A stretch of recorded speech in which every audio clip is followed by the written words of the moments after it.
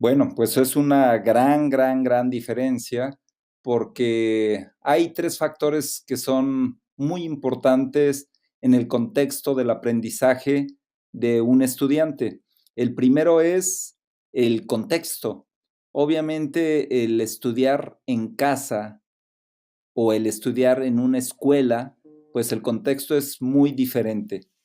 Las instalaciones, la adecuación, la pertinencia, los factores que pueden distraer, etcétera.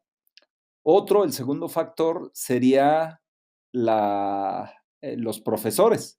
No es lo mismo un profesor que ha estado capacitado, que tiene la formación y que tiene la metodología a que, a que sean los padres o algún amigo o incluso podría ser una persona que se dedique a la educación de sus hijos en casa. Sí es muy diferente ese segundo aspecto. Y el tercero, que yo creo que radica bastante y es la importancia más fundamental, sería el diseño de los programas académicos. Y en el diseño de los programas académicos, pues en la escuela, pues es más profesional, son más rigurosos los programas académicos y pues ya se tiene un cuidado muy profesional al respecto. Entonces sí hay una diferencia enorme. No es lo mismo lo que se puede aprender en casa que lo que se puede aprender a través de educación académica o estudios formales.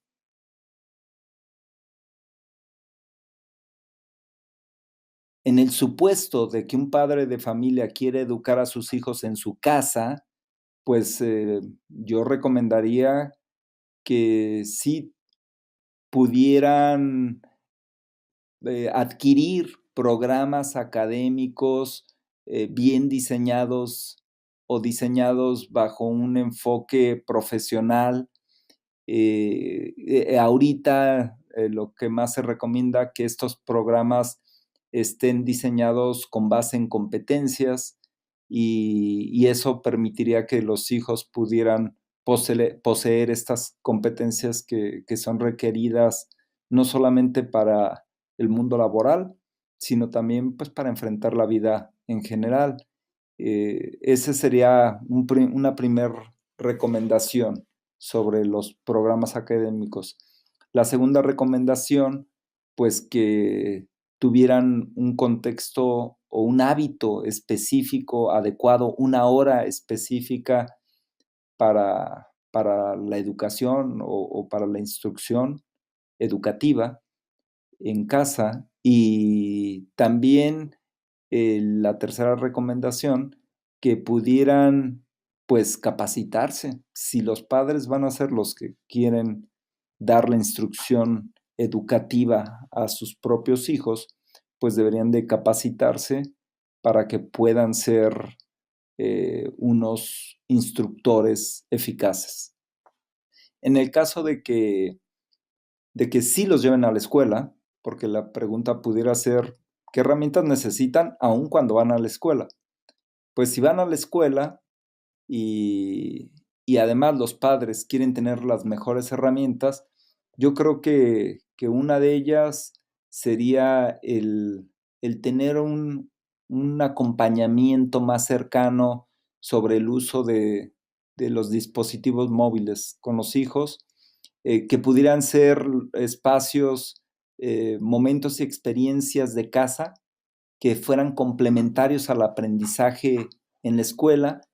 Y otra recomendación interesante sería, e importante, sería que los padres refuercen los valores que, pues, que estén convencidos que deben de ser los que sus hijos deben de reforzar y considerar. Porque en la escuela, pues, hay ciertos valores, pero no necesariamente los que los padres quisieran. Entonces, sí sería muy importante que ellos los reforzaran en casa.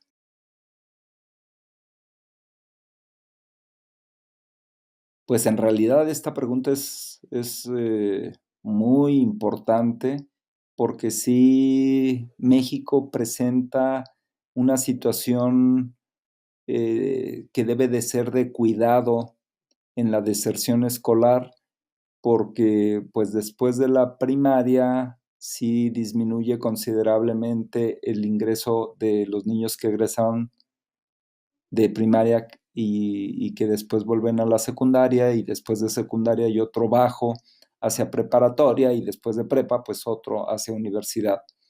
Entonces, en este caso, pues el país México, yo creo que lo primero es tener un diagnóstico más preciso, amplio, completo de cómo se encuentra la situación educativa en los diferentes niveles. Uno quizá que puede ser más evidente, el por qué hay deserción escolar, pues tiene que ver por las condiciones económicas, familiares y sociales.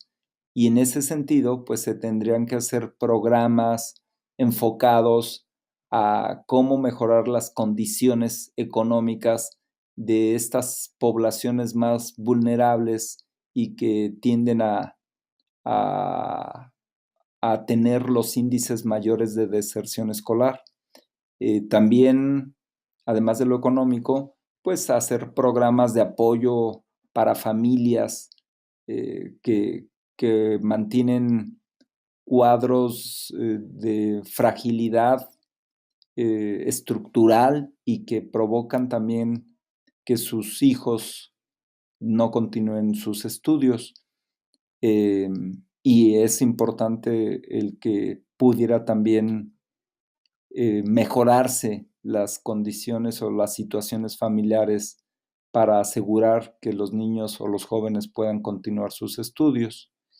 Y en tercero, pues también el contexto social de esas comunidades en donde los estudiantes tienden a abandonar sus estudios por cuestiones sociales, eh, eh, violencia o bullying o coerción, etcétera. Entonces sí se requerirían hacer planes muy específicos después de un diagnóstico muy completo.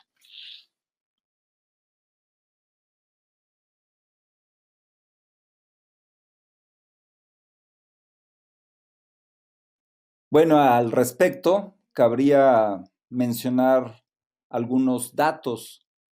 En las últimas décadas se han logrado importantes avances y lo puse en un artículo que aparecerá en un libro. Y sí se han dado avances en lo que respecta al rubro de la educación. En materia de alfabetización, por ejemplo, en los últimos 45 años en México, el porcentaje de personas analfabetas se redujo del 25.8% que existía en el 70 a solo 5.5 en el 2015. No obstante, este 5.5% son más de 4,5 millones de personas de 15 años o más que no saben leer ni escribir, y obviamente pues 4 millones es una suma enorme. Eh, Aún así, podríamos decir a nivel preescolar, según la OCDE y según el capítulo que escribí, el porcentaje de niños de 4 años de edad matriculados en la educación en México ha aumentado desde el 2005, cuando 70% de ese grupo de edad participaba en la educación. En el 2011, prácticamente todos los niños de 4 años estaban escolarizados. Y pues esto se debió a una reforma efectuada en el 2002, que estableció la obligatoriedad de la educación preescolar a partir del 2008 y 2009. También vemos que en el 2013 se destinaron a la educación preescolar recursos equivalentes al 0.6 del PIB cada año, y es una cifra que coincide con la media de los países miembros de la OCDE. En mi artículo puse que este logro cobra gran importancia, ya que la participación de educación preescolar tiene beneficios a largo plazo. Y pues es obvio que este panorama sí es esperanzador. No obstante, pues todavía hay varias áreas de oportunidad en políticas públicas, en aprovechamiento de la tecnología y y en la globalización. Sin embargo, eh, eh, creo yo que sí ha habido un avance en general, en cobertura, si lo pudiéramos decir así. Por ejemplo, el, eh, el International Institute for Applied Systems Analysis mostró que, o hizo una proyección para México, que en el 2030 solo un 0.03% de la población no tendrá educación primaria y que para el 2050 será solo el 0.01%. Y pues eso también es alentador.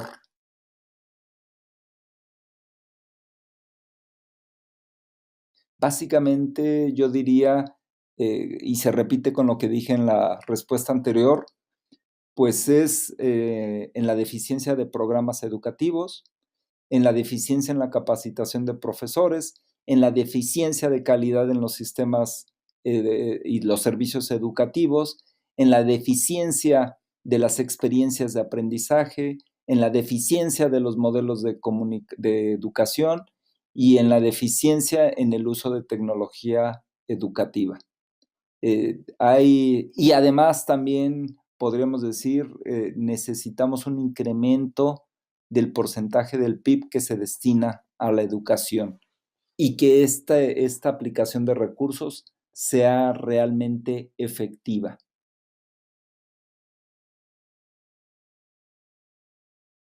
Pues de que los va a poder resolver, no, va más allá porque yo considero que el principal problema pues es la corrupción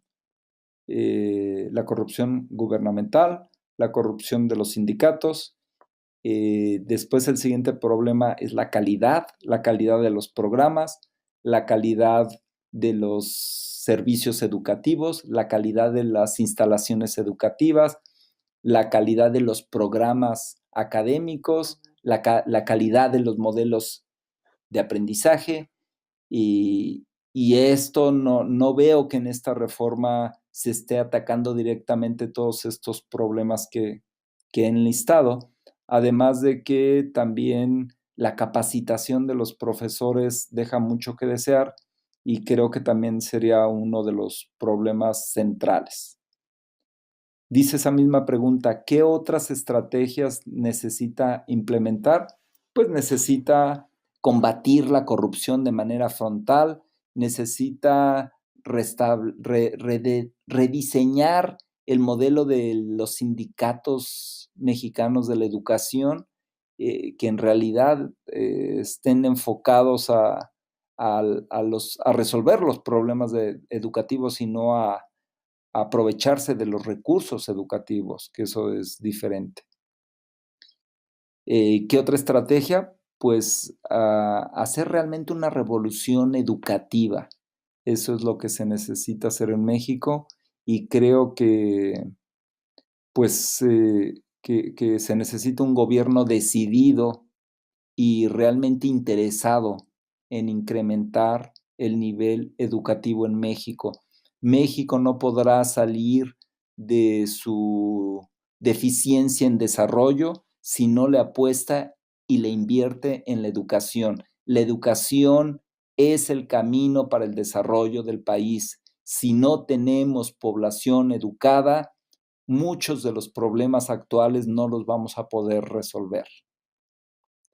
La misma pregunta dice, ¿qué papel juegan las tecnologías de la información en esta tarea? Pues yo creo y siempre he estado convencido que la tecnología es un medio y que puede ayudar demasiado al logro de objetivos diversos. No obstante, la tecnología siempre está en segundo término. ¿A qué me refiero?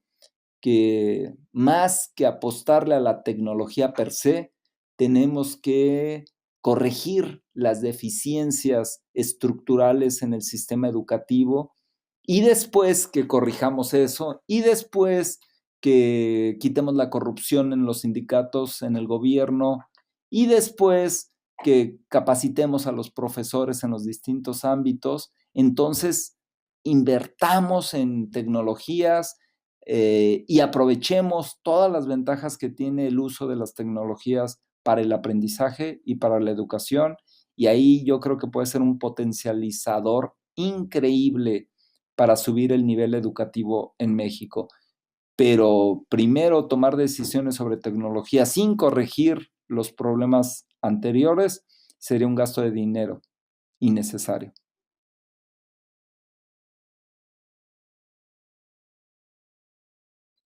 Esta pregunta es sumamente importante porque toca el punto central del aprendizaje. Y el aprendizaje en este sentido sería de los valores de nuestra mexicanidad, de nuestro mestizaje, de nuestros pueblos originarios. Y esto tiene que ver, si los queremos fomentar, tiene que ver con el diseño de los programas educativos que tenemos en los diferentes niveles escolares y no solamente en los programas, sino también el diseño de los servicios educativos. Y esto tampoco sería suficiente porque lo que tenemos que hacer también, y que es lo más difícil de todo, tenemos que hacer una transformación cultural. Y la transformación cultural va a ser quizá el reto más grande que se pueda tener en la educación en México para que podamos fomentar los valores de la mexicanidad, nuestro mestizaje y resaltar lo que son nuestros pueblos originarios. ¿A qué me refiero con la transformación de la cultura? Pues la cultura tiene que ver con hábitos, con tradiciones, con ritos, con lenguaje, con música y, y desde ahí, desde los ritos, desde los símbolos, creo que debería de hacerse todo un sistema de tradiciones, de hábitos, de costumbres que incluyan ritos, que incluya lenguaje, vestimenta, música, que tengan que ver con estos sistemas de valores de la mexicanidad, del mestizaje de nuestros pueblos originarios. Y eso, pues para lograrlo, lo primero que se necesita es desear que así sea. Y esto tiene que ser en las altas esferas de la vida pública del país, de la Secretaría de Educación Pública, de los diferentes sectores que estén de acuerdo, que se tenga una visión clara de hacia dónde queremos llevar la educación en este sentido en México. Y después de que ya se tiene clara esa visión, pues establecer los objetivos que queremos y entonces sí empezar a cambiar la cultura educativa que tenemos en México y después la cultura en general, y me refiero a esa parte de la cultura en donde nos falta reforzar la mexicanidad, en donde nos falta valorar nuestro mestizaje y valorar a nuestros pueblos originarios.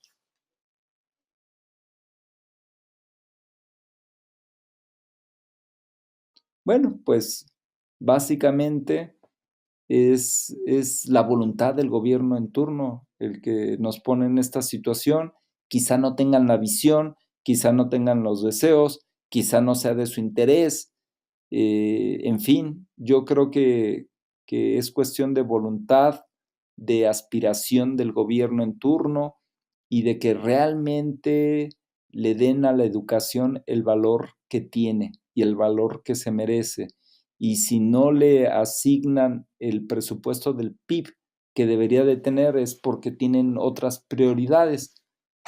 Aunque en este sentido yo creo que la educación debería de ser la prioridad número uno en el país y quizás solo después pues del combate a la pobreza, porque no podemos educar a niños que tienen hambre. Tenemos que darles de comer bien para que después que puedan ser educados bien y mejor. En fin, entonces dice, ¿por qué la obtención, esta misma pregunta 9, ¿por qué la obtención y la administración de los recursos públicos no se reflejan en la educación? pues por las prácticas corruptas de nuestra dirigencia nacional, estatal y de la Secretaría, que no son transparentes y que nos ha llevado a una cultura pues del despilfarro, de los desvíos, de la equivocada asignación de los recursos. Dice la pregunta, ¿por qué la falta de transparencia en todos los niveles de gobierno? Pues simplemente por la corrupción y porque nuestros gobernantes no han sabido utilizar el poder que les confiere la sociedad para ayudar a la sociedad. Están utilizando este poder para ayudarse a sí mismos y para aprovecharse de la sociedad con sus recursos y para beneficio de ellos solamente.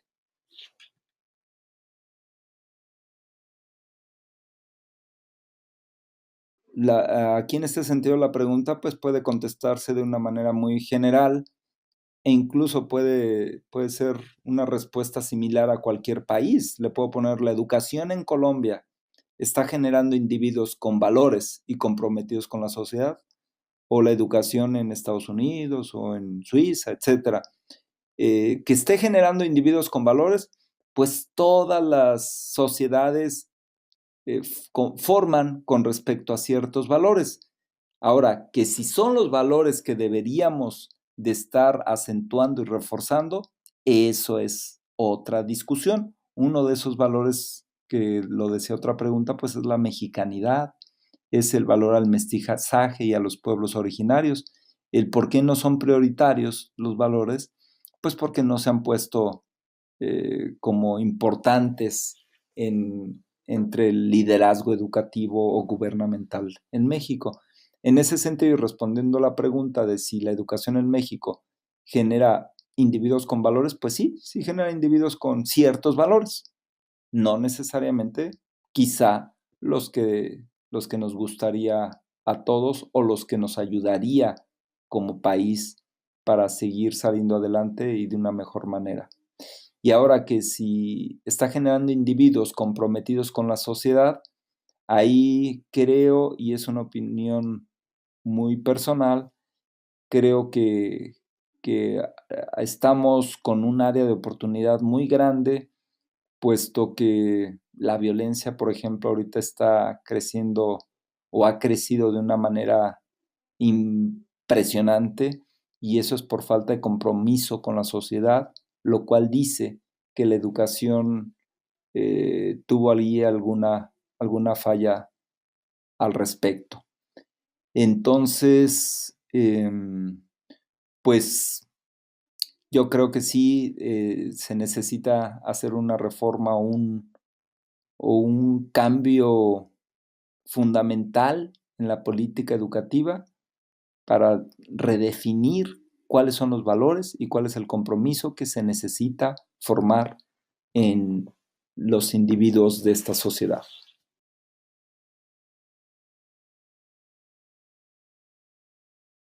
Aquí yo considero que es el paradigma que los diferentes liderazgos en la educación en México han tenido y, y que esté divorciado de la realidad laboral. Uno, pues no necesariamente el ritmo de los cambios sociales son los que se dan en las universidades. E incluso me atrevería a decir que las universidades son de las instituciones con un ritmo más lento en cuanto al cambio. Y ahorita la sociedad está cambiando de una manera muy acelerada, en primer lugar por el factor tecnológico y digital, y esto ha provocado que ciertos problemas o condiciones o contextos sociales o laborales estén cambiando de una manera tan rápida que las universidades no han sido competentes para ir al mismo ritmo. Y ahí sí creo yo que las universidades deben de hacer una revisión de los modelos educativos, de las experiencias de aprendizaje que diseñan, de los programas académicos que tienen, de la capacitación a profesores y tienen que adaptarse más a la realidad laboral de nuestra sociedad actual. La pregunta dice, ¿por qué se ha dejado a un lado la educación técnica cuando es fuente de numerosos empleos? Pues se ha dejado a un lado o se ha descuidado porque los valores que nuestra sociedad privilegia no están asociados con esta educación técnica y eso hace que a los ojos o a la percepción de sectores de población joven, pues no le den la importancia y también en los ámbitos gubernamental o de instituciones educativas no consideren que la educación técnica deba de ser prioritaria en los programas académicos. Y sí coincido que la educación técnica es necesaria para la formación de jóvenes en nuestra sociedad y que serán requeridos por el mercado laboral.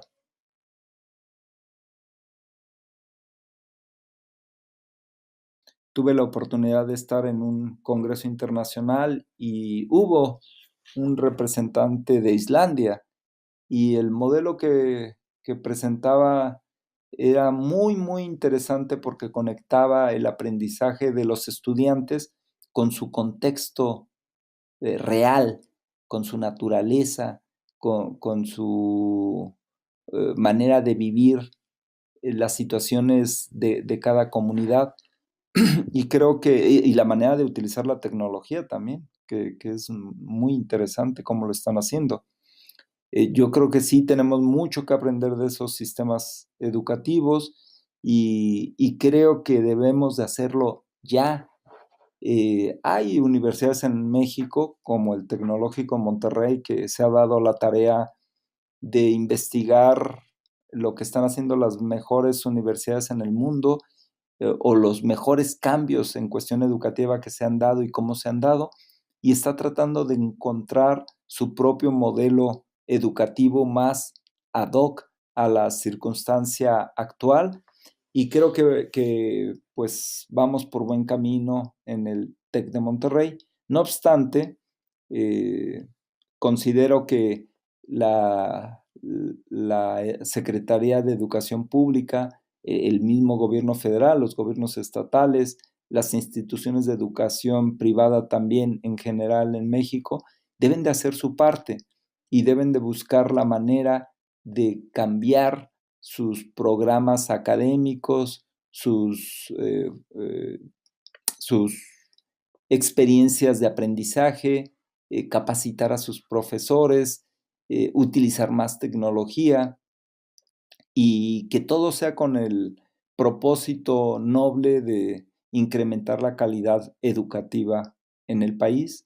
Y al hacer esto, vamos a mejorar nuestra sociedad y vamos a ser mejores como país y como personas.